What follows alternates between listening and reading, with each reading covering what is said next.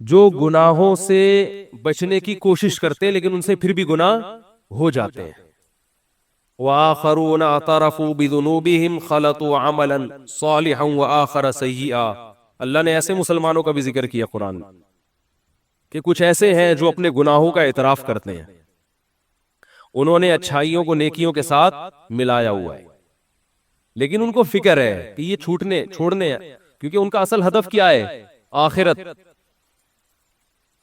سوال پیدا ہوتا ہے جب ان کا اصل ہدف آخرت ہے, منزل ان کی آخرت ہے, تو پھر ان سے گناہ ہوتا کیوں ہے؟ گناہ بعض دفعہ اس لیے بھی ہو جاتا ہے کہ آپ اپنی عادت سے مجبور ہو چکے ہوتے ہیں, ہتھیار ڈال دیتا ہے انسان. دیکھو ایک بیمار آدمی چاہتا ہے نا کہ میری صحت اچھی ہو, صحت پر تو ہر ایک کا ایمان ہے نا, لیکن عادت پڑ گئی ہے چرس پینے کی, اس کو پتا ہے کہ نقصان ہے.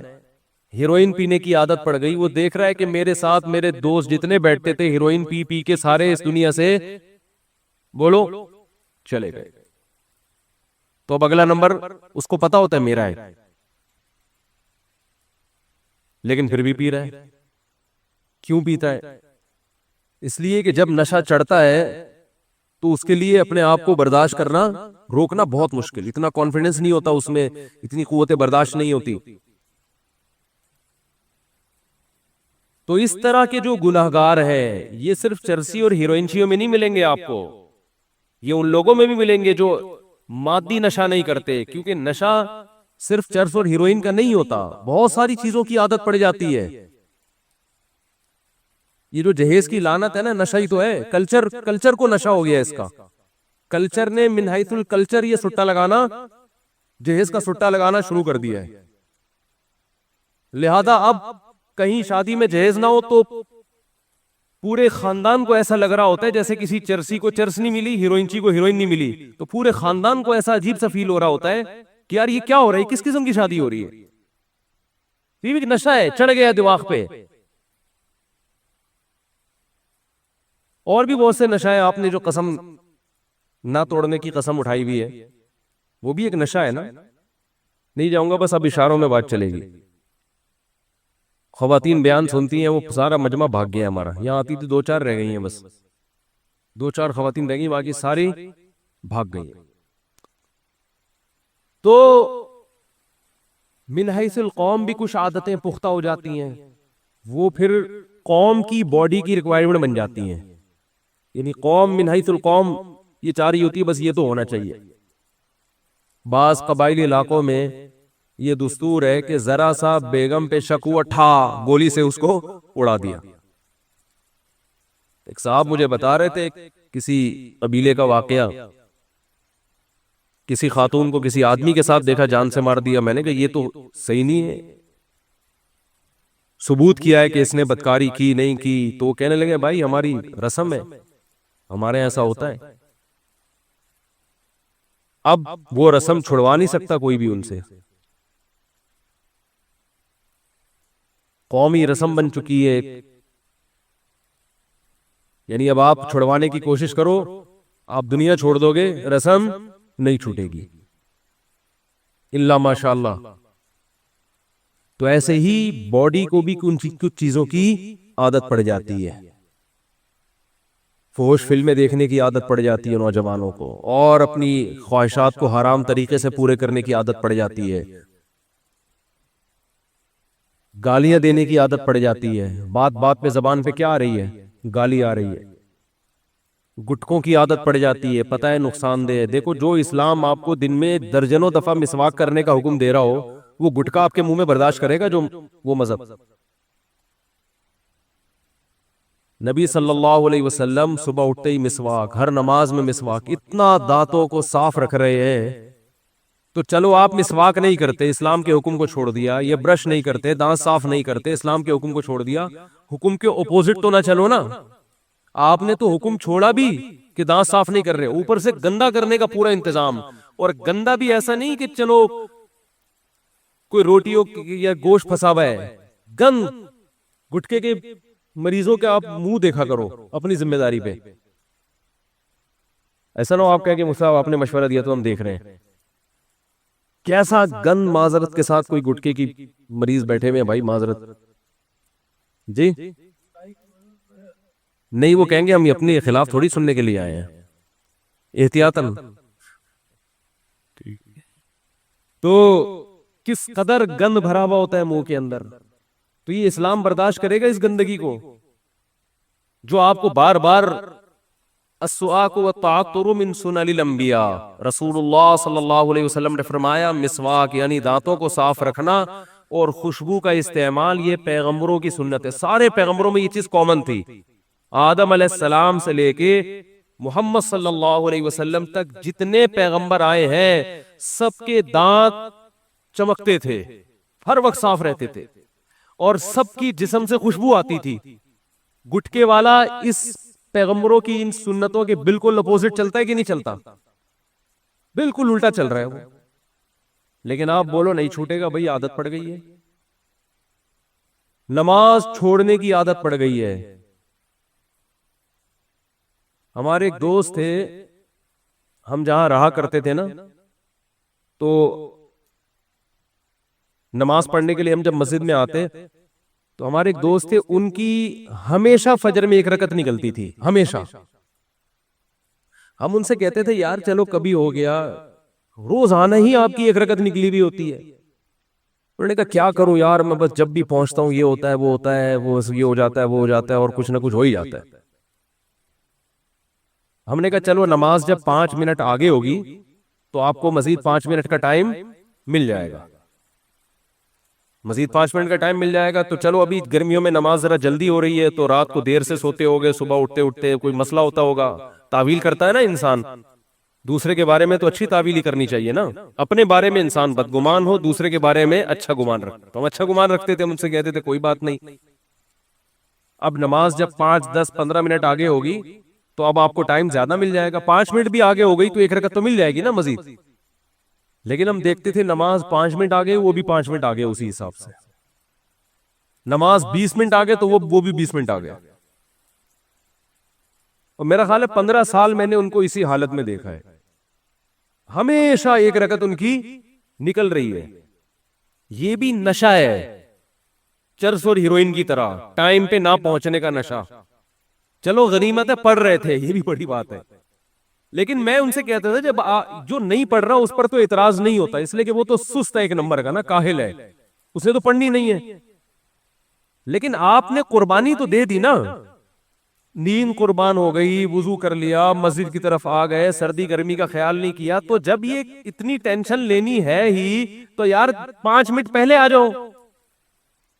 لیکن لت پڑ جاتی ہے انسان کو، حقیقت بتا رہا ہوں میں، آپ نے دیکھا ہوگا مسجدوں میں صف اول کے نمازی وہ صف اول ہی کے ہوتے ہیں، وہ ہمیشہ آتے ہیں پہلے، دوسری صف کے نمازی پورے سال دوسری، تیسری کے نمازی پورے سال تیسری میں ہوتے ہیں، یہ ہوتا ہے۔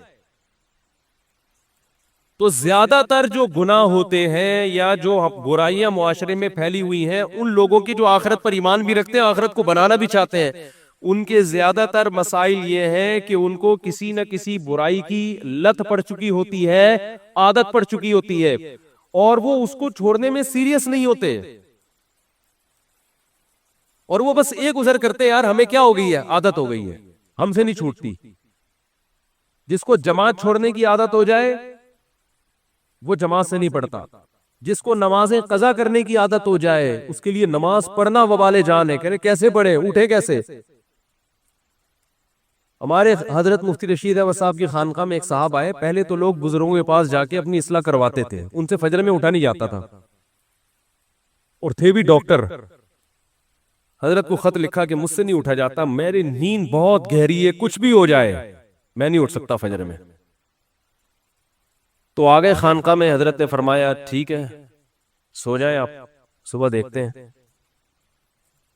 نہیں اٹھے صبح، 4 آدمیوں کے ذمہ لگایا ان کو اٹھاؤ، لیکن وہ ایسی نیند، بھائی نہیں اٹھا، بھائی نہیں اٹھ سکتا، میں نہیں اٹھ سکتا بھائی، بہت سخت نیند آ رہی۔ تو 2 4 دفعہ حضرت نے ٹرائی کیا، دیکھا کہ یہ تمیز سے سمجھ میں ان کے بات نہیں آ رہی، تو حضرت کے جنات کی ٹھکائی والے واقعات بھی انہوں نے پڑھے ہوئے تھے، ایک جن کسی طالب علم پہ آ گیا تھا، تو وہ طالب علم بہت ساری جگہوں پر گیا، یعنی اس کے گھر والے لے کر گئے، وہ جن اتر کے نہیں دے رہا تھا نا، اور جن کا کہنا یہ تھا میں بنگلہ دیش سے آیا ہوں، اس کو بنگلہ دیش لے کے جاؤں گا میں. تو ہمارے حضرت کے ہاں وہ آیا، تو حضرت گئے اس کی خیریت معلوم کرنے کے لیے، تو اس وقت وہ جن اس کے اوپر آیا ہوا تھا. اب جن جب آیا ہوا تھا تو اس نے کہا کہ حضرت پہ حملہ کرنے لگا وہ. تو جنات سے جو ڈرتا ہے نا وہ گیا کام سے، یہ ذہن میں رکھو. حضرت نے آگے بڑھ کے نا، وہ ہوا میں اچھل رہا تھا کمبخت، اصل میں تو طالب علم تھا لیکن اس پہ جن چڑھا ہوا تھا نا، تو وہ ہوا میں اچھل رہا ہے. تو حضرت کا ہاتھ بھی ماشاءاللہ لمبا، لدھیانہ کے پنجاب سے تعلق تھا حضرت کا. ہوتے ہیں نا پنجاب کے بڑے بڑے ماشاءاللہ زمیندار ہوتے ہیں، بڑی بڑی پگڑیاں ہوتی ہیں. تو حضرت کی ہائٹ بھی اچھی تھی، تو ہاتھ بھی لمبا. تو جیسے ہی وہ اچھل کے قریب آیا، حضرت نے ایک زوردار تھپڑ رسید کیا اس کے، اتنی زور سے مارا کہ وہ بے ہوش ہو کے گر گیا. کافی دیر بعد اسے ہوش آیا، اس نے کہا ہم جا رہے ہیں. اس نے کہا ہم جا رہے ہیں. اور وہ حضرت کا تماچا جنات میں مشہور ہو گیا تھا. اس کے بعد بہت دفعہ ایسا ہوا کسی پہ جن آیا. یہ واقعہ حضرت کی کتاب میں بھی لکھا ہوا ہے، یہ ہم نے تو براہ راست سنا ہے. کئی بار ایسا ہوا کہ کسی پہ جن آیا، اس نے حضرت کو فون کیا، تو حضرت نے کہا ٹھیک ہے میں آ رہا ہوں. حضرت جب پہنچے تو بندہ بالکل ٹھیک تھا. اہل خانہ نے بتایا کہ جنات یہ کہہ کر گئے ہیں کہ مفتی رشید احمد صاحب آ رہے ہیں، ہم جا رہے ہیں. مفتی صاحب آ رہے ہیں، ہم جا رہے ہیں. روب بٹھاؤ روب. واقع آئی گئے تو اپنا بھی ایک سنا دو. کسی پہ جن آیا ہوا تھا ہمارے کسی ریلیٹیو پہ. میں تو یہ عاملوں کو مانتا نہیں ہوں، اور نہ ان کے پاس کسی کو لے کے جانے کا مشورہ دیتا ہوں. تو جن پہ آیا ہوا تھا ان کے تعویذ گنڈے تو نکلوا کے ہم نے سارے پھینکوا دیے. ہم نے کہا کچھ بھی نہیں ہے وہ، لیکن وہ سچی مچی کا جن تھا. ٹھیک ہے، تو مجھے دھمکی دے رہا تھا کہ میں تجھے چھوڑوں گا نہیں. اچھا یہ بات بھی ہے تقریباً 2009 یا 10 کی. اس وقت میں بہت ہی باریک تھا. جن لوگوں نے میرا 10 سال پرانا ماضی دیکھا ہے نا، ان کو پتا ہے میں تو 2013 کے بعد تھوڑا سا جسم پہ گوشت آیا ہے، ورنہ تو کہیں گرتے تھے تو ڈائریکٹ ہڈی شروع ہو جاتی تھی، ڈائریکٹ ہڈی پہ چوٹ آتی تھی. بہت پتلا نہیں، باریک. تو اتنا باریک تھا میں، اور جس پہ جن آیا وہ ماشاءاللہ اچھے خاصے صحت مند تھے. تو اب ایسا نہ ہو مجھے جنات اتارنے کے لیے کال کرنا شروع کر دیں، ہمارے یہاں بھی آیا ہوا ہے آپ آ جائیں. تو میں یہ کام نہیں کرتا. یہ جو میں آپ کو بتا اس لیے رہا ہوں کہ آپ یہ خود ہی کر لو. ٹھیک ہے. وہ شاعر ہے سلمان گیلانی، بڑا اچھا شعر ہے. شعر تو یاد نہیں آ رہا، اس کا مفہوم یاد ہے کہ ایک آدمی نے فون کیا کہ تیری بیوی پہ جن چڑھ گیا. کسی کو کہا نا فون کر کے کہ تیری بیوی پہ جن چڑھ گیا، گھر آ. وہ کہہ رہا پنگا جن نے خود ہی لیا ہے، خود ہی بھگتے گا، ہم نے تھوڑی کہا تھا. تو میں گیا وہاں پہ، تو مجھے وہ دھمکیاں دے رہا تھا. آواز بدلی ہوئی تھی اور دھمکیاں دے رہا تھا، میں یہ کر دوں گا، میں یہ کر دوں گا. اب میں بہت ہی باریک تھا، میں نے یہ اپنی آستینیں ایسا کر کے چڑھائیں. حالانکہ ویسے اگر آستینیں اس دنوں میں چڑھاتا نا تو کسی کو خوف نہیں آتا. وہ کہتا یار ابھی تک تو معاملہ چھپا ہوا تھا، ہم سمجھے شاید کوئی مسل وسل بنے ہوئے ہوں گے. تو میں نے ایسے آستینیں چڑھائی. میں نے کہا تیری ایسی کی تیسی. 2-4 دفعہ ایسے دھمکیاں دی ہیں بس. پھر آیت الکرسی پڑھ کے جب پھونک لگاتا تو ایسے لگ رہا تھا جیسے وہ کوئی بہت زور زور سے مار رہا ہے. جن کو ایسے لگتا تھا. تو بھاگ گیا الحمدللہ. تو ان میں یہ کوئی میرا کمال نہیں ہے، یہ کانفیڈنس کا کمال ہے. تو جن کو زیادہ لفٹ بولو نہیں کرایا کریں. اور ان میں اکثر کیسز فیک بھی ہوتے ہیں. ہمارے یہاں نازم آباد میں ایک نوجوان پہ جن چڑھ گیا تھا، اس نے ادھم مچائی ہوئی تھی. اس کے رشتہ دار اس کو لے کر آ گئے ہمارے استاذ کے پاس کہ اس پہ جن چڑھ گیا، کچھ کرو. انہوں نے اس کو تنہائی میں لے کر گئے. اچھا وہ جن عربی بول رہے ہیں. اب یہ حیران ہو رہے ہیں کہ یہ تو رکشا چلانے والا آدمی ہے، لڑکا ہے، عربی کہاں سے آ گئی؟ تو سعودی عرب سے جن آیا ہے۔ یہ جن آیا کہاں سے؟ عربی جن ہے۔ تو انہوں نے دروازہ بند کر کے اس کی لگائی ہے طبیعت سے کٹ۔ بولا مجھے پتا ہے تیرے پہ جن ون نہیں ہے، تو سچ سچ بتا دے معاملہ کیا ہے۔ جب طبیعت سے کٹ تھوڑی بہت کٹ سے نہیں ہوتا، یہ بڑے ڈرامے باز ہوتے ہیں، طبیعت سے لگی ہے نا کٹ، تو اس نے بولا اچھا مارو نہیں، آپ کو بتا رہا ہوں مجھے کسی سے عشق ہو گیا ہے، میں اپنے اوپر جن کا بہانہ کر کے میں کہتا ہوں اس کے گھر لے کے جاؤ، جب اس کے گھر جاتا ہوں تو میں ٹھیک ہو جاتا ہوں، تو مجھے بار بار بہانے سے محبوبہ کے گھر لے کے جا رہے ہیں۔ تو انہوں نے کہا کمبخت تو عربی کیسے بول رہے؟ کہہ رہے فضائل اعمال کی جو عربی عبارتیں ہیں وہ رٹ کے یاد کی ہے میں نے۔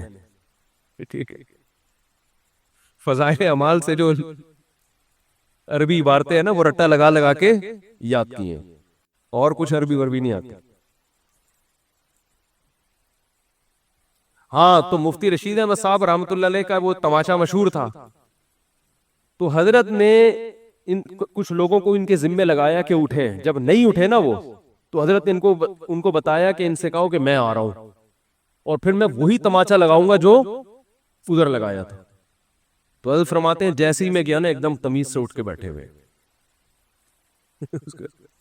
اب وہ کہاں گئی وہ کہ مجھ سے اٹھا ہی نہیں جاتا، میں ہو ہی نہیں سکتا، میں کیسے اٹھوں گا، میں یہ کیسے ہوں گا؟ تو یا تو اپنے اوپر کوئی تماچا لگانے کے لیے بندہ رکھو، وہ اٹھائے گا آپ کو، اور اگر کوئی تماچا لگانے والا نہیں ہے میرے بھائی تو پھر اپنے خود ہی تماچے لگایا کرو، سزا دیا کرو اپنے آپ کو۔ جس دن فجر کی جماعت نکل گئی ناشتہ گول، ناشتہ نہیں کریں گے۔ حضرت حکیم اختر صاحب رحمہ اللہ تعالی فرمایا کرتے تھے کہ جس خدا نے تمہیں صبح اپنے سامنے حاضری کا حکم دیا، سارا دن کھلاتا ہے پلاتا ہے، صبح کہہ رہے میرے سامنے آ جاؤ، تو تمہارے منہ سے نوالا اترتا کیسے ہے جس دن فجر چھوڑ دیتے ہو؟ اس کے پیڑے تو کھا رہے ہو جو وہ دے رہے تمہیں، صبح کا ناشتہ وہ کرے جو فجر کی نماز پڑھے۔ اے اللہ ہم نے تیری عبادت کی ہے، اب ہم اس کے لائق ہیں کہ تیرے رزق سے ہم فائدہ اٹھائیں، اپنی ذمہ داری پوری نہیں کر رہے، ناشتے کے ٹائم پہ بیٹھا ہوا ہوگا اور کیسے بیٹھ کے آرڈر کر رہے ہوتے ہیں، دیر ہو رہی ہے مجھے جلدی لے کر آؤ۔ تو یہ اللہ کے لیے بھی تو آرڈر ہونا چاہیے، اللہ کے لیے بھی تو یہ حکم ہونا چاہیے کہ مجھے دیر ہو رہی ہے، مجھے نماز پڑھنی ہے، مجھے جانا ہے۔ تو جب تک میرے بھائی انسان سنجیدہ نہ ہو اور اپنے آپ کو سزا نہ دے، تو جن گناہوں کی لت پڑ چکی ہوتی ہے وہ گناہ آرام سے چھوٹتے نہیں ہیں، ان میں سیریس ہونا پڑتا ہے، جہاد کرنا پڑتا ہے، ایسے نہیں ہو جاتا وہ۔ اگر اللہ نہ کرے آپ کو فحش فلموں کی عادت پڑ گئی ہے، نوجوانوں میں یہ مرض بہت پھیل رہا ہے، سزا دو اپنے آپ کو، سزا۔ بولے یہ کام اگر میں نے کیا تو یہ سستے میں نہیں ہوگا، اس کی پینلٹی لگے گی، سزا دوں گا اپنے آپ کو، میں سستے میں نہیں چھوڑ دوں گا۔ اگر نماز چھوٹ گئی سزا دو اپنے آپ کو، گالی زبان سے نکل گئی سزا دو اپنے آپ کو۔ جب سزائیں دو گے تو یہ اس کی علامت ہوگی واقعی آپ آخرت کو چاہنے میں مخلص ہو، ورنہ زبانی دعوے، زبانی باتیں اللہ کے ہاں قابل قبول نہیں ہے۔ تو وَلَنَبْلُوَنَّكُمْ بِشَيْءٍ مِّنَ الْخَوْفِ وَالْجُوعِ وَنَقْصٍ مِّنَ الْأَمْوَالِ وَالْأَنفُسِ وَالثَّمَرَاتِ، اسی میں صبر بھی ہے، بے صبری کی بھی عادت پڑتی ہے، میں صبر کرنا پڑتا ہے۔ ہمارے حضرت کے ایک مرید تھے، ان کو غصہ بہت آتا تھا، پھر غصہ جاری کرتے رہتے تھے، وہ صبر نہیں تھا ان میں۔ حضرت کو خط لکھا کہ میں اپنی اصلاح چاہتا ہوں، میں غصے میں پاگل ہو جاتا ہوں۔ حضرت نے فرمایا جس دن غصہ جاری کرو نا، ان کی تنخواہ کے حساب سے حضرت نے فرمایا کہ اتنے پیسے صدقہ کرو۔ غصہ آیا جاری کر دیا، بعد میں ندامت ہوئی کہ یار نہیں ہونا، زیادہ ہو گئی، تو کیا کرنا ہے؟ فرمایا 500 روپے صدقہ کر دو۔ یہ تھپڑ ہے جو اپنے اوپر لگایا جا رہا ہے۔ تو شروع میں تو ایسا ہوا کہ بار بار جب صدقہ کرنا شروع کیا تو پھر عادت پڑنا، پھر غصے پہ کنٹرول کرنے کی عادت شروع۔ ایک صاحب نے حضرت کو خط لکھا، مجھے اپنی بیوی پہ بہت غصہ آتا ہے بلا وجہ، اور اس کو میں حد سے زیادہ پھر ڈانٹتا ہوں۔ حضرت نے فرمایا کہ جب حد سے زیادہ آپ غصہ کریں نا تو آپ کی سزا یہ کہ بعد میں بیوی سے معافی مانگے۔ اب جس آدمی کو بیوی پہ غصہ بہت زیادہ آ رہا ہو، وہ تو تکبر کی وجہ سے آتا ہے نا، یہ ماتحت ہے تو روب جھاڑ رہا، اس کے لیے معافی مانگنا آسان کام بولو نہیں ہے، کیونکہ معافی مانگ کے آپ تو اپنے آپ کو گویا نیچے کر دیتے ہو، رسوا کر دیتے ہو. معافی مانگنا آسان تھوڑی ہے. تو اس نے مجھے بتایا کہ یار یہ کام میرے اوپر اتنا شاک گزرتا ہے کہ اگر میں نے بیوی پہ غصہ کیا تو بعد میں مجھ کو معافی مانگنی پڑے گی. یہ اتنی ٹینشن والا کام تھا میرے لیے کہ میں نے کہا غصہ نہ کرو یہ آسان ہے، غصہ کر کے بعد میں معافی مانگنا یہ بہت مشکل کام ہے. تو کچھ تو کرے، کچھ آگے قدم بڑھانا پڑے گا میرے بھائی. میں نے کہا تھا نا وہ ڈائری وائری لے کے بیٹھے، تو ہو سکتا ہے اب ڈائری مل گئی ہو آپ کو گھر میں.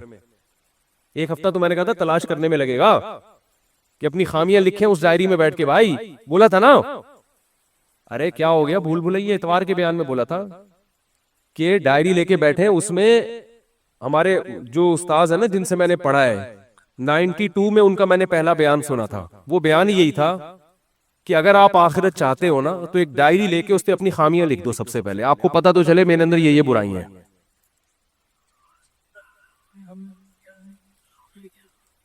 ہاں اوئے ہوئے ہوئے تجویز آئی ہے کہ اپنی خامیاں خود نہ لکھیں، بیگم سے کہیں کہ میری خامیاں تم لکھو اور تمہاری خامیاں میں لکھوں گا. اصل میں وہ تو ٹھیک ہے، دوسرا آپ کی خامیاں زیادہ اچھا بتا سکتا ہے، لیکن اس میں پرابلم یہ ہوگی کہ جنگ چھڑ جائے گی. حقیقت ہے وہ جب کہے گی یہ خامی ہو گیا ہے ہی نہیں ہے یہ تمہارا، پھر یہ کہے گا تمہارے اندر ہی خامی. تو سب سے بڑی خامی یہی ہے کہ اپنی خامی ماننا ہی نہیں ہے. تو پہلے اس کی تو اصلاح ہونا، پھر اس کے بعد اگلا اسٹیپ ہے. تو ڈائری میں بیٹھ کے اپنی خامیاں لکھیں. میں غصے کو بلا وجہ جاری کرتا ہوں، بات بات پہ خام خواہ میں میرا میٹر شارٹ ہوتا رہتا ہے. یہ گٹکا کھاتا ہوں، یہ سگریٹ پیتا ہوں، نماز میں پابندی نہیں ہو رہی، تکبیر اولیٰ کی پابندی نہیں ہو رہی، یہ مسئلہ ہے یہ مسئلہ ہے، بچوں کی تربیت کی کوئی فکر نہیں ہے، گھر میں ٹائم نہیں دے رہا، سارا دن کٹر کے ڈھکن پہ باہر بیٹھا رہتا ہوں گلی میں. ٹھیک ہے نا. ایک ایک چیز بیٹھ کے لکھیں. لکھ کے نا دماغ انسان کا اس قابل نہیں ہوتا کہ سارا چیز کھوپڑی میں رکھے، وہ اپنے اس کو پیپر پہ لے کر آئے. ٹھیک ہے نا. پھر پیپر سنبھال کے رکھے، ایسا نہ ہو کہ وہ پرچہ ہی گم جائے تو آپ کی ساری خامیاں مارکیٹ سے شارٹ ہو گئی. تو کسی ڈائری میں لکھیں، پھر اس کو پھر بیٹھیں کہ یار یہ چھوڑنی کیسے ہے، اس کے لیے کیا ترتیب ہے. چلو عادت پڑ گئی ہے، مشکل ہو رہا ہے، لیکن ہر چیز کا کوئی حل تو ہوتا ہے نا. ما انزل اللہ من داء الا انزل له شفاء، بخاری کی حدیث ہے. نبی نے فرمایا کوئی بیماری اللہ نے ایسی پیدا نہیں کی جس کا علاج نہ کیا ہو. اس میں جسمانی بیماریاں بھی ہیں، روحانی بیماریاں بھی ہیں. ہر بری خصلت کا علاج اللہ نے اس دنیا میں رکھا ہے. ہر برائی چھوٹ سکتی ہے. او بھائی صحابہ کرام شراب کے صدیوں سے عادی تھے، چھوٹ گئی نا ان سے، صدیوں سے عادی تھے. اعلان ہوا نہیں پینی، ختم، وہ بہا دیا انہوں نے نالیوں میں، شرابیں بہا دی ہیں. کتنی ٹینشن ہوئی ہوگی کچھ دن ان کو. بت پرستی ان کے خون میں شامل ہو چکی تھی. چھوڑ دی نا ایسی توحید. نبی صلی اللہ علیہ وسلم نے فرمایا کہ شیطان اس بات سے مایوس ہو گیا ہے کہ جزیرہ عرب میں اس کی عبادت ہو. قیامت تک بت پرستی جزیرہ عرب میں نہیں ہوگی. آج بھی عربوں کی توحید دیکھو، عربوں میں کوئی بڑے سے بڑا انتقال ہو، اتنی سی قبر ہوگی چھوٹی سی، اور پتہ نہیں کہاں ہوگی، پتہ ہی نہیں ہوگا. ہمارے یہاں کوئی چھوٹے سا آدمی بھی دنیا سے جاتا ہے، شور اتنا زیادہ ہوتا ہے، اور اس کی قبریں اتنی اونچی اونچی پہاڑ جیسی قبریں، اور پھر قبریں بھی قبرستان میں نہیں ہوں گی. یہ بھی ایک بہت بڑی بدعت ہے. بھائی جہاں سب مسلمان دفن ہوتے ہیں وہاں بزرگ کو کیوں دفن نہیں کر رہے؟ ہر بزرگ کے لیے ایک الگ چار دیواری ہوگی اور الگ پروٹوکول دے کے دفن کیا جائے گا. یہ کہاں سے بدعت آئی ہے؟ یہ اجمیوں کی بدعتیں ہیں. عربوں میں یہ چیزیں نہیں ہے. شاہ فہد کی خبر پتہ ہے کس کو کہاں ہے؟ بولو نا بھائی، سعودی عرب کا بادشاہ. شاہ فیصل کی قبر کا پتہ ہے؟ کہہ رہے بھائی دنیا سے چلے گئے تو عام مسلمانوں کی قبرستان میں. بڑے بڑے علماء، شیخ بن باز کا کوئی مزار دیکھا کسی نے؟ سعودی عرب کے مفتی اعظم بہت بڑے مفتی عالم تھے. کسی کو پتا ان کا مزار کہاں ہے؟ کوئی پھول دیکھا ان کے مزار پہ، ان کی قبر پہ؟ یہ توحید ہے جو آج بھی آپ کو کہاں ملے گی؟ بولو عربوں میں. اور ہمارے ہاں جس کا انتقال ہو رہا ہے اتنی اتنی اونچی اونچی قبریں، پھر ان کے پھول ڈال کے اور اتنا اونچا کر دیا، پھر ان قبروں پہ جو کچھ ہو رہا ہے بدعتیں، اور پھر الگ پروٹوکول دے کے الگ قبر کیوں بنا رہے ہو بھائی؟ ہمارے حضرت فرمایا کرتے تھے جو بزرگ ہوگا نا واقعی میں بزرگ، وہ یہ چاہے گا مجھے عام مسلمانوں کے قبرستان میں دفن کیا جائے، کیونکہ اللہ کی رحمت جو عام مسلمین پر ہوتی ہے وہی مجھ پر ہو. وہ اپنے آپ کو کبھی بھی عام مسلمانوں سے ممتاز اور جدا نہیں کرنا چاہتے. تو ان کی تو یہ خواہش ہوتی ہے، بعد والے پھر اپنے چکر میں ان کو الگ دفن کرتے ہیں. اپنے چکر میں جتنے بزرگان دین کی قبریں الگ الگ جگہ پر، ان کی اپنی کوئی وصیت نہیں تھی، بعد کے مریدین گڑبڑ کرتے ہیں ان کے ساتھ. تو ہمارے ہاں عقیدوں کے معاملے میں حساب بہت خراب ہے، بہت خراب. تو ہمارے نبی نے کیسی محنت کی، وہ قوم جو قبر پرست اور بت پرست تھی، کیسی توحید کے 1400 سال گزر گئے. آپ عربوں میں جا کے دیکھو، آپ کو قبروں میں کوئی قبر ایک بالش سے زیادہ اونچی نظر نہیں آئے گی. حالانکہ وہاں جتنے بڑے بڑے لوگ دفن ہیں، ہم جیسے ان کا تصور بھی نہیں کر سکتے. اتنے بڑے بڑے لوگ دفن ہیں وہاں پہ. جنت البقیع میں کتنے بڑے بڑے لوگ دفن ہیں، جنت المعلی میں کتنے بڑے بڑے لوگ دفن ہیں. تو اس سے پتا چلتا ہے بھائی، اگر چاہو تو سب کچھ ہو سکتا ہے، نہیں چاہو تو کچھ بھی نہیں ہو سکتا. اللہ تعالی ہم سب کو سمجھنے کی، عمل کی توفیق عطا فرمائے. ہمارے حضرت کیا فرمایا کرتے تھے کہ جب بیٹھو تو 10 دفعہ استغفار، گناہوں کی معافی، 10 دفعہ درود شریف. پھر کیا کرنا ہے؟ یہ بہت اہم اس میں سبق ہے، اس لیے میں یہ بتا رہا ہوں کہ کیا یہ ہمیں نصیحت کرتے تھے. پھر کیا کرنا ہے؟ یہ مراقبہ کرنا ہے کہ جب تک کسی باغیچے سے جھاڑیوں کو صاف نہ کیا جائے، پھول بوٹے اس میں پیدا نہیں ہوتے. تو جب تک دل میں دنیا کے جو گٹر اور دنیا کے محبت کے جو گٹر ابل رہے، اس کو گٹر ہی کہا کرو. دنیا مردار کی محبت کی کیا یہ گٹر ہے. دنیا مردار کی محبت کے گٹر یہ جب تک بند نہیں ہوں گے، اللہ کی محبت کے چشمے نہیں پھوٹیں گے. ایک ہی سوراخ سے گٹر کا پانی بھی نکل رہا ہو اور چشمہ بھی نکل رہا ہو، کبھی دیکھا آپ نے؟ بولو نا کیا ہو گیا بھائی؟ جس سوراخ سے چشمے نکلتے ہیں ان سے گٹر کے پانی نہیں نکلتے. اور جن سوراخوں سے، کراچی میں تو الحمدللہ یہ مثال سمجھانے کی ضرورت ہی نہیں ہے، ہر سوراخ سے گٹر کا پانی نکل رہا ہے. تو کبھی آپ نے دیکھا چشمے ابلتے ہوئے کراچی میں؟ تو جس دل میں دنیائے مردار کے گٹر کا پانی ابلتا ہو، اس دل میں اللہ کی محبت کے چشمے نہیں پھوٹ سکتے. تو یہ حضرت فرماتے تھے یہ مثال سوچیں. کیوں سوچیں؟ آگے بتا رہا ہوں میں. پھر ایک اور مثال سوچیں، اور یہ ہمارے سب اکابر بتاتے رہے ہیں، صرف ہمارے حضرت کی بات نہیں ہے. دوسری کیا مثال؟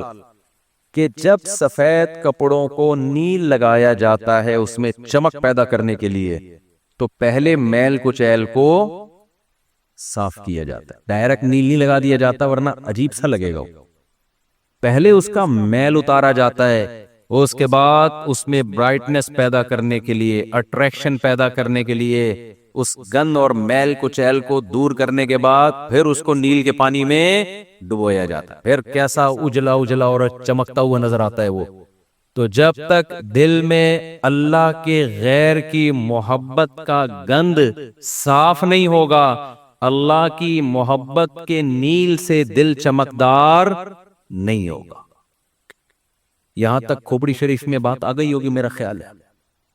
پھر حضرت فرماتے تھے پھر اس کے بعد کیا کرنا ہے. ابھی تو یہ سوچنا ہے نا، سوچنے کے بعد کیا کرنا ہے. پھر اس کے بعد قبلہ رخ بیٹھ کے لا الہ الا اللہ کی ضرب لگانی ہے. آپ لوگ یہ کام نہ شروع کر دیں، وجہ میں بتاؤں گا آخر میں. لا الہ کرتے ہوئے کیا کرنا ہے؟ دائیں طرف سر کو لے کے جانا ہے، اور توجہ یہ کرنی ہے کہ دل سے لا الہ کا مطلب کوئی معبود نہیں، کوئی محبوب نہیں، کوئی بھی نہیں ہے. دل سے کیا کرنا ہے؟ سب کو نکال کے باہر الا اللہ. پھر واپس گردن کو لانا ہے اور دل پہ چوٹ مارنی ہے. کس کی؟ الا اللہ. لا الہ الا اللہ، لا الہ الا اللہ. کوئی نہیں ہے، صرف کون ہے؟ اللہ. تو اس کوئی نہیں میں نا یہ سارا گند نکالنا ہے. یہ گاڑی بھی نہیں ہے، یہ بنگلہ بھی نہیں ہے، یہ پیسہ جس پہ رالیں ٹپکتی رہتی ہیں ہر وقت، اور کسی کو کوئی معشوق ہو اس کو بھی نکال دو اسی بہانے. موقع اچھا ہے. پاگل ہو رہا ہے اس کے پیچھے، اپنی صحت خراب کر رہا ہے، اپنا ایمان خراب کر رہا ہے. تو لا الہ دل سے باہر، الا اللہ صرف کون؟ اللہ. جب بار بار یہ ذکر ہوتا ہے نا، لا الہ الا اللہ، لا الہ الا اللہ، لا الہ الا اللہ، لا الہ الا اللہ، لا الہ الا اللہ، آہستہ آہستہ ذہن بننا شروع کہ میرا معبود اور میرا محبوب کون ہے؟ الا اللہ، بس اللہ ہے. اس پہ میرا خیال ہے کسی کو علمی لحاظ سے اشکال ہو سکتا ہے، بھائی اس حدیث، اس ذکر کا اور اس اسٹائل کا قرآن و سنت میں کوئی ثبوت؟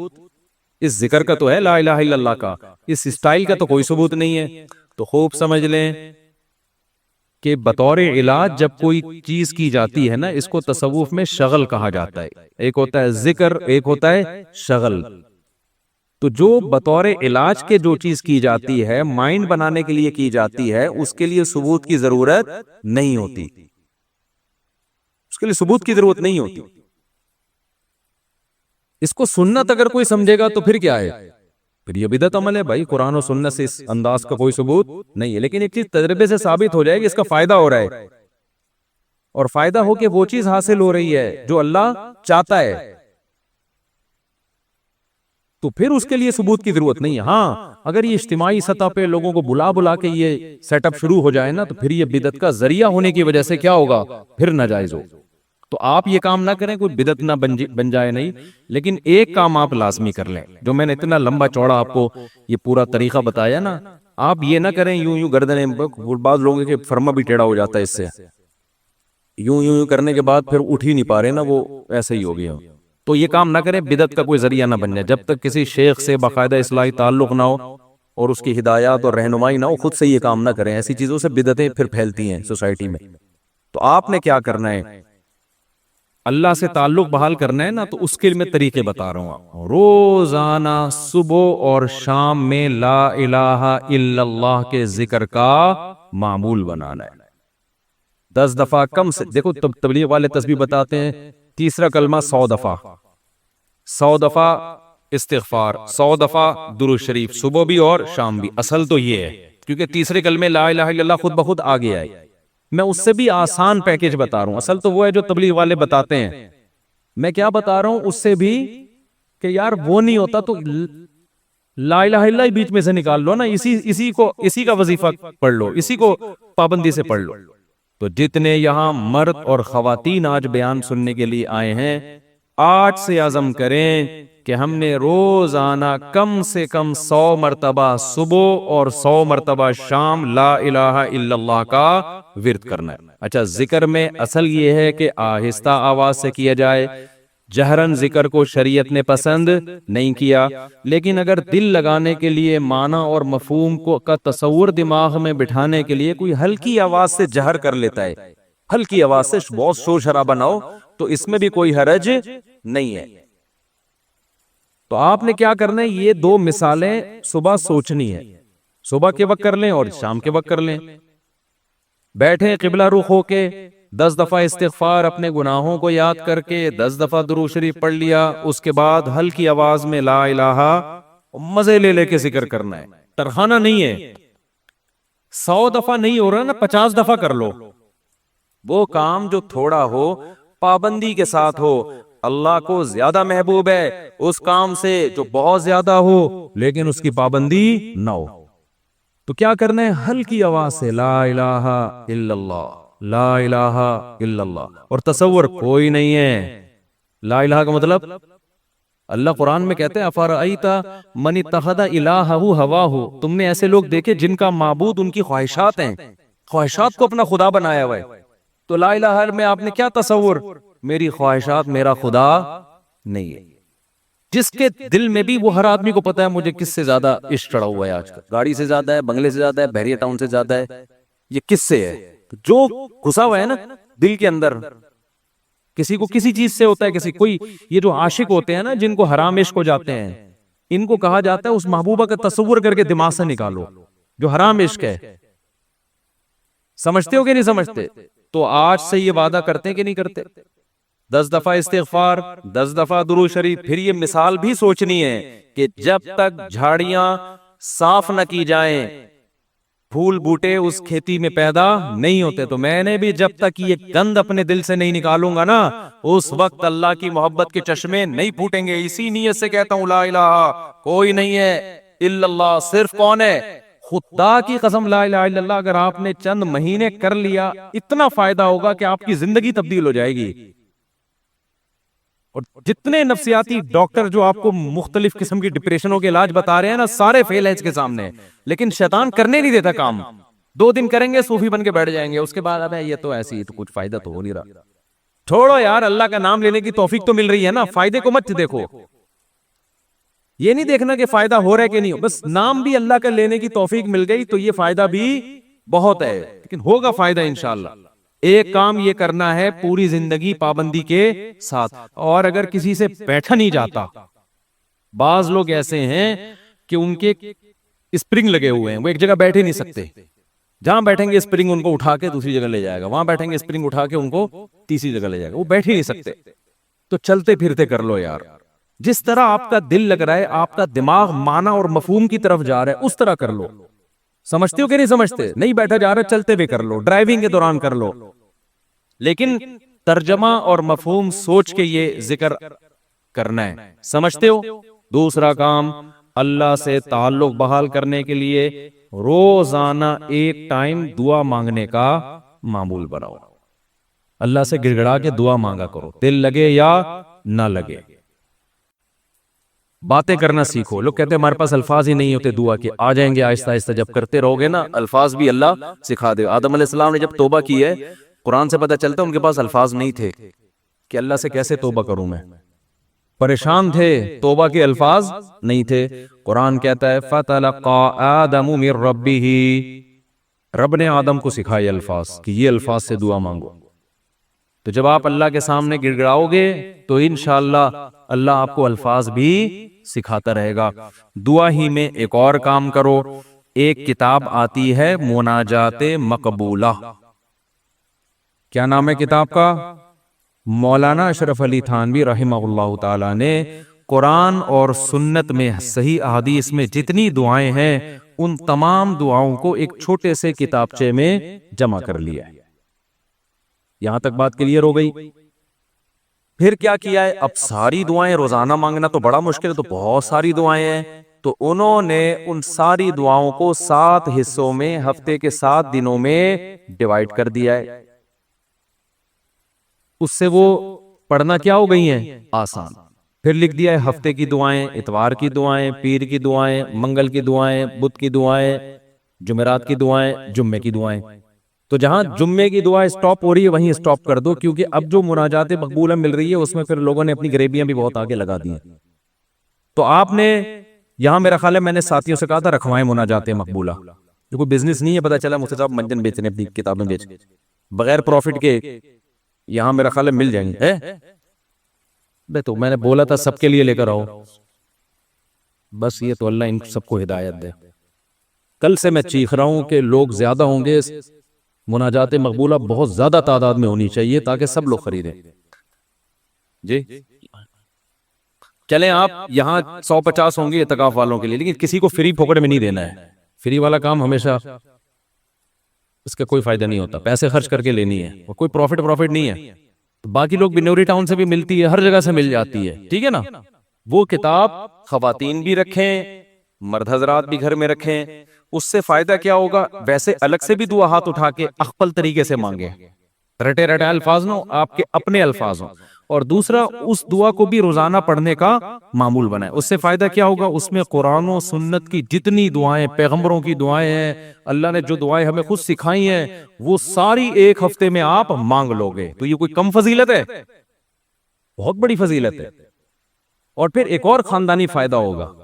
جب آپ وہ پابندی سے پڑھنے کا معمول بناؤ گے نا، تو 6-7 مہینے، سال کے بعد جا کے وہ ساری دعائیں آپ کو یاد ہونا شروع ہو جائیں.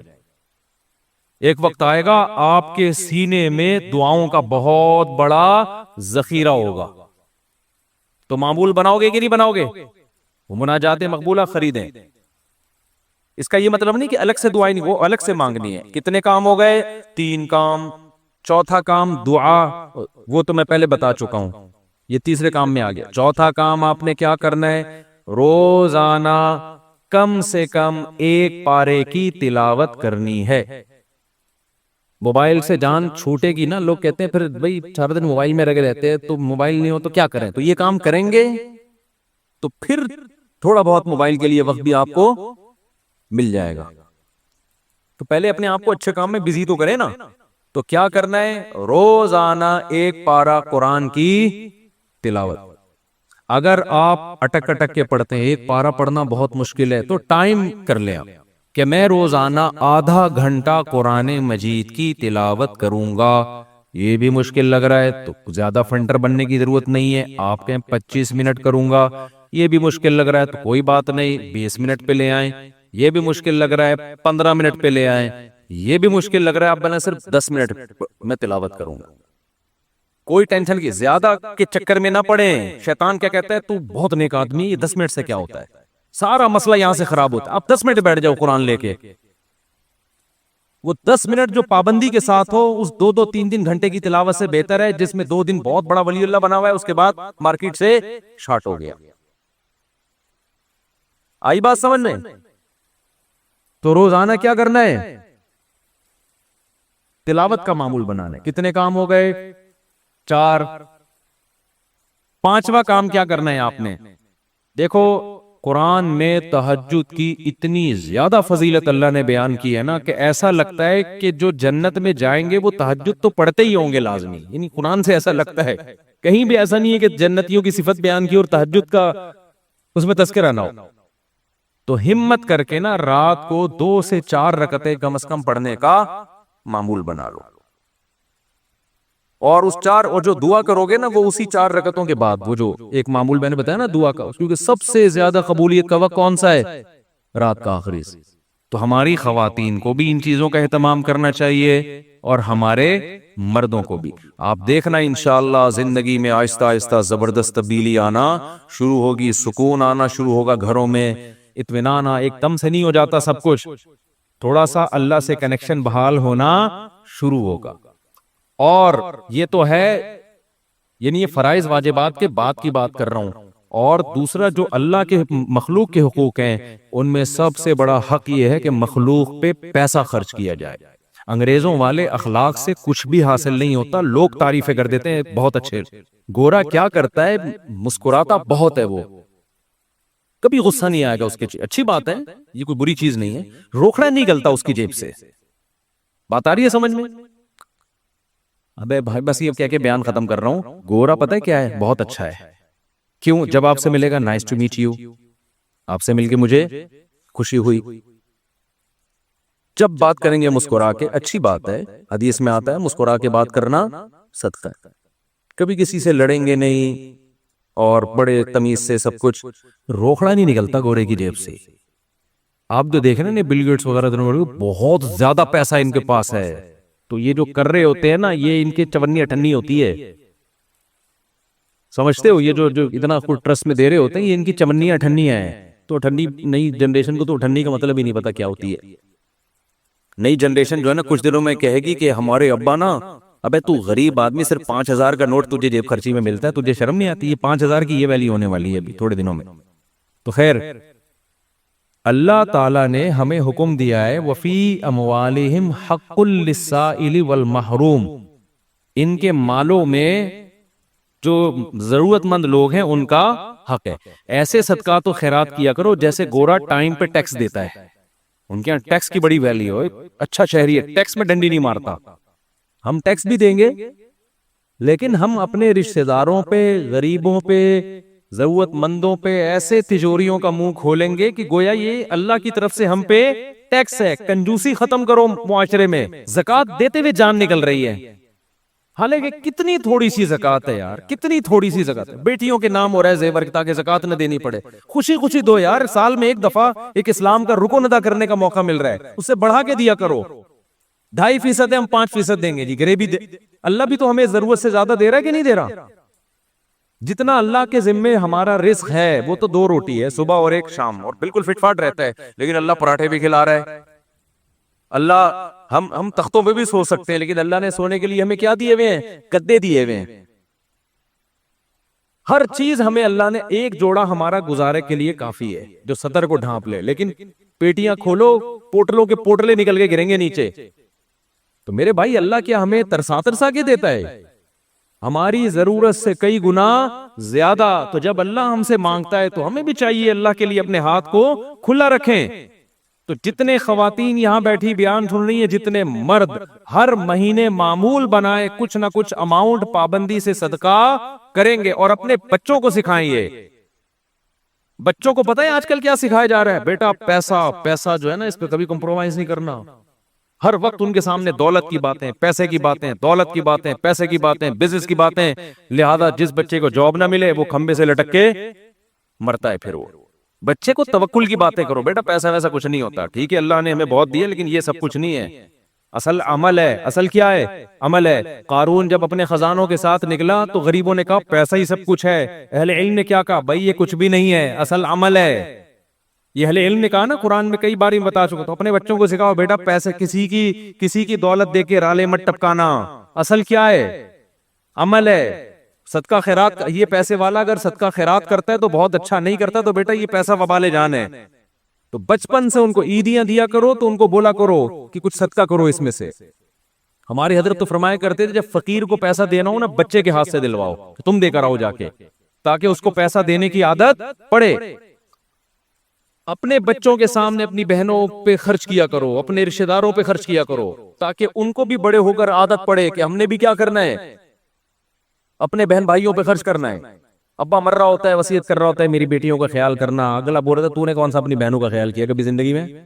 دادا یہی حسرتیں لے کے دنیا ہے, ان کی بہنوں کی تو وراثتیں کھا کے بیٹھا ہوا ہے ابا ہمارا, پھوپھیوں کی وراثتیں کھا کے, ہوتا ہے نا ابا نے سارا وہ اسی سے تو چل رہا ہے. تو بھائی دل بڑا کرو گے تو اللہ بھی کیا کرے گا, ہاتھ اپنے بڑے. اور دل کنجوس کرو گے نا, بچا بچا کے گلک لا کے دیے ہوئے بچوں کو کہ گلک میں, میرے اللہ کا بڑا فضل ہے, جب میں بچپن میں گلک رکھتا تھا نا مجھ سے 2-4 دن تک چلا ہی نہیں جاتا تھا وہ, اس کے بعد لات مار کے توڑتا تھا. ابے جا کلفی کھا, آئس کریم کھا. یار ہم جاتے تھے ٹافیاں کھا رہے ہوتے تھے اور پتہ نہیں کون سی چھالیاں اور سوف, ہم سے ہوا ہی نہیں ہے کام, اللہ نے بچایا ہمیں اس لعنت سے. وہ گلک یار ایک ٹینشن ہے بھائی, مجھے کلفی کھانے کا بھی دل چل رہا ہے, دل چاہ رہا ہے, اور پیسے میں چمنی کس میں ڈال رہا ہوں, گلک میں. ٹینشن ہے یار, کھاؤ, کل کس نے دیکھی ہے. اسراف نہ کرواؤ کہ وہ بھیک مانگ مانگ کے کھانا شروع کر دے لوگوں سے. لیکن بچوں کا دل کیا کرو, جب عیدیاں دیا کرو بیٹا بھائیوں کو بھی کھلانا, باہر دوستوں کو بھی کھلانے والا بن, کھانے والے دنیا میں بہت ہیں, پھوڑنے والے کیا ہیں, بہت ہیں, کھلانے والے کم ہیں. اللہ کی عادت کھانا ہے یا کھلانا ہے, تو اللہ کو پسند بھی کون ہے, کھلانے والے. اور خوب سمجھ لو, زیادہ سے زیادہ غریب ہو جاؤ گے نا, لوگ کہتے ہیں بھئی غریب نہ ہو جائیں, حدیث میں آتا ہے سب سے بہتر صدقہ وہ ہے تأمل الغنا و تخشى الفقر, جس صدقے میں تمہیں ڈر لگے کہ کل میں غریب نہ ہو جاؤں, اور صدقہ نہ کرنے میں امیدیں ہوں کہ مالدار ہو جاؤں گا. اس کنڈیشن میں جو صدقہ کیا جائے گا وہ کیا ہے, سب سے بہتر. تو ایسا نہ ہو کہ حاتم طائی کی قبر پہ جا کے لات مار دیں اور سب چیریٹی کر کے کل بھیک مانگنے آئے ہو مجھ سے چندہ. تو میں تو موٹیویشن کے لیے کہہ رہا ہوں, لیکن جو کنجوسی مارکیٹ میں چل رہی ہے وہ مسلمانوں کا کلچر نہیں ہے, یہ ہم لوگوں نے غیر مسلموں سے سیکھی ہیں یہ چیزیں. نہ وہ تو بیوی پہ خرچ کر رہے ہیں, نہ وہ اولاد پہ خرچ کر رہے ہیں, وہ تو 2 بچے پیدا کم بخت اس لیے کر رہے ہیں, 2 سے زیادہ نہ ہو کہ خرچ نہ کرنا پڑ جائے ان کے اوپر. تو جس کم بخت کی یہ سوچو کہ اپنی اولاد کے لیے, اولاد پیدا کرنے کے لیے تیار نہ ہو کہ خرچ کرنا پڑے گا, ان سے کیا سخاوت کی امیدیں لگاؤ گے بھائی آپ, وہ آپ کو سخاوت سکھائیں گے. خرچ کرنے کا سب سے بہترین محل تو ماں باپ اور اولاد ہیں, انہی کے لیے تو انسان کماتا ہے. کوئی بات نہیں, پیدا ہوں گے کھلائیں گے, کوئی بات نہیں. اور بچے کہیں نا کہ ابا کھانے کو روٹی نہیں ہے, بیٹا روٹی ضروری نہیں ہے, اللہ پیٹ ضرورت کا. ہمارے نبی کو تو 40 سال سے روٹی نہیں ملتی تھی, کوئی ضروری نہیں ہے, جتنی ضروری ہے اتنی اللہ دے دیتا ہے. باقی اللہ زیادہ دے رہا ہے تو شکر ادا کرو, نہیں دے رہا تو کیا کرو. آج لوگ کہتے ہیں غربت کی وجہ سے نا لوگ ڈپریشن میں جا رہے ہیں, خودکشیاں ہو رہی ہیں. بھائی غربت کی وجہ سے نہیں, تربیت نہ ہونے کی وجہ سے ہو رہا ہے یہ. پہلے بھی غریب ہوتے تھے لیکن مائیں سکھاتی تھی, باپ سکھاتے تھے, بیٹا آج روٹی ہے ٹھیک ہے, اور نہیں ہے تو کیا ہے, صبر کرو. میں ایک واقعہ سنا کے بس بیان کو سمیٹتا ہوں. ایک بزرگ کا واقعہ ہے کہ ان کے پاس نا ایک طالب علم پڑھا کرتا تھا. پہلے زمانے میں کیونکہ وسائل بہت کم ہوتے تھے دینی مدرسوں کے پاس, طلبہ بہت سے بھوک میں پڑتے تھے. تو ایک طالب علم تھا, وہ اب کبھی مدرسے میں روٹی مل رہی ہے, کبھی نہیں مل رہی. تو وہ بزرگ تھے, وہ بھی اسی کے ساتھ جب بھوکے رہتے, جب روٹی ہے تو ٹھیک ہے, بھوکے نہیں ہے تو کھا لیا, چلو جی روٹی ہے تو کھا لیا. امام ابو یوسف جو امام ابو حنیفہ کے شاگرد ہیں نا, پتہ نہیں کتنے سال انہوں نے صرف دہی اور سوکھی روٹی پہ گزارا کیا ہے, پھر جا کے علم حاصل کیا ہے. اگر اس طرح کے ان کو تربیت دی جاتی کہ کامیاب وہ ہے جو پراٹھے پھوڑ رہا ہے اور یہ کھا رہا ہے, تو وہ تو ابو یوسف تھوڑی بنتے. پھر وہ قاضی القضاء, اسلامی دنیا کے جو سب سے پہلے مسلمان جج تھے نا, سب سے بڑی آبادی پہ، وہ امام ابو حنیفہ کے شاگرد ابو یوسف رحمۃ اللہ علیہ تھے، وہ پیڑے کھا کے نہیں بنے ہیں، وہ سوکھی روٹیاں کھا کے۔ مولانا طارق جمیل صاحب کی آج لوگ عیش و عشرت دیکھتے ہیں، کئی مہینے ابلے ہوئے چاولوں پہ گزارا کیا ہے۔ تو وہ جو بزرگ تھے نا، ان کے شاگرد نے کیا کہا، جب کھانا ہوتا نا تو وہ کھلا دیتے، جب کھانا نہیں ہوتا تو وہ بزرگ کہتے کہ بیٹا آج ہم اللہ کے مہمان ہیں، آج ہم کیا ہیں، آج اللہ کھلائے گا۔ مطلب ہے کہ کوئی کھانے کا انتظام اللہ کھلائے گا، کہ یہ مطلب ہوتا ہے کہ کوئی انتظام، بس اللہ تسلیاں دے گا، یعنی صبر کی توفیق دے۔ تو ویسے ہی ہوتا ہے، ایک دن وہ بیچارہ بیٹھا ہوا تو بزرگ اس نے پوچھا کہ کھانا ہے، انہوں نے کہا ہے، تو وہ طالب علم رونے لگا۔ یہ تربیت کی بات بتا رہا ہوں آپ کو، آج کل یہ تربیت نہیں ہے۔ بزرگ نے کہا بیٹا آج تو کھانا ہے، آج تم رو کیوں رہے ہو؟ انہوں نے کہا کہ استاد جی آپ جب یہ کہتے تھے نا آج ہم اللہ کے مہمان ہیں، اس میں جو لذت تھی وہ کھانا کھانے میں نہیں تھی، کیونکہ آج اللہ کے لیے جب صبر کرنا پڑتا ہے تو اس کا اپنا مزہ ہے نا۔ روزے میں بھی تو ہم بھوکے پیاسے رہتے ہیں، لیکن اس کا ایک لطف ہے، یہ کس کے لیے رہتے ہیں؟ یہ اللہ کے لیے رہتے ہیں۔ ویسے کوئی ہمیں بھوکا پیاسا ذرا رہ کے تو ڈاکٹر کہہ کے تھک گئے، کم کھاؤ کم کو مانتا ہے، خود ڈاکٹر نہیں مانتا اپنی بات۔ ادھر میں بیٹھا ہوا تھا، میں طلبہ کو نا یہاں لڑکوں کو سمجھا رہا تھا، دیکھو بریانیاں شریانیاں نہیں پھوڑا کرو، ایکچولی ہماری ڈائٹ یہ ہونی، میں بہت زبردست کھانا آیا میں نے بھی پھوڑ دی بیٹھ کے، مجھے خود یاد نہیں تھا کہ میں ابھی تھوڑی دیر پہلے نصیحتیں کیا کر رہا تھا، ابھی پرسوں کی بات ہے۔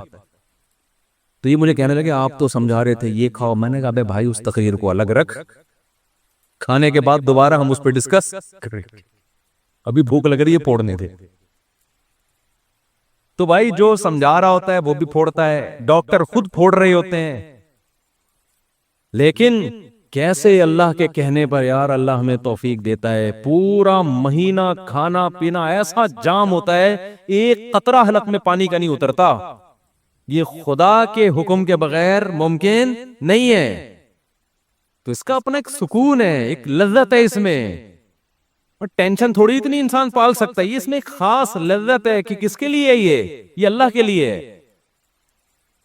تو یہ جو میں نے آپ کو معمولات بتائے ہیں، کوشش کریں گے نا اس پر عمل کرنے کی، صدقہ بھی کرنا ہے، خیرات بھی کرنا ہے، اور خواتین نے بھی خیرات کرنا ہے۔ نبی صلی اللہ علیہ وسلم نے خواتین کو الگ سے حکم دیا کہ تم صدقات و خیرات کی کرو اور اس آگ سے بچو جس سے بچنے کا اللہ نے حکم دیا۔ اب خواتین کہیں گے ہم کہاں سے صدقہ خیرات کا معمول بنائیں؟ بھائی آپ صدقہ خیرات کا ایسے معمول بنائیں کہ اگر کوئی پاکٹ منی شوہر کی طرف سے ملتی ہے اس کو تھوڑا بچا لیا کریں کہ بھائی اتنا میرا ہے، باقی کیا کرنا ہے، یا اگر کوئی سورس آف انکم ہے اس میں سے کچھ خاص کر لیں، یا یہ بھی نہیں ہے کچھ بھی نہیں مل رہا تو نبی صلی اللہ علیہ وسلم نے فرمایا جو عورت شوہر کے پیسے صدقہ کرے شوہر کی اجازت سے، اپنے پاس صدقے کے لیے کچھ بھی نہیں ہے، شوہر سے یہ کہے کہ میں نے فلاں کو صدقہ کرنا ہے، میرے پاس پیسے نہیں ہیں، آپ مجھے اتنے پیسے دے دو تاکہ مجھے صدقے کا ثواب مل جائے۔ شوہر انسان کا بچہ تھا، اتفاق سے اس نے بھی کچھ پیسے نکال کے بیگم کو دے دیے کہ چل بھائی تیرے پاس نہیں ہے تو میں تجھے دے دیتا ہوں۔ تو نبی نے فرمایا کہ شوہر کو بھی مکمل ثواب ملے گا صدقے کا اور عورت کو بھی مکمل، حالانکہ پیسہ عورت کا خرچ نہیں ہو رہا ہے۔ سمجھتے ہو کہ نہیں سمجھتے ہو؟ تو اس لیے بھائی اس صدقات و خیرات کا معمول بناؤ، اس کی عادت ڈالو۔ یہ چند معمولات ہیں جو ہم نے پورے سال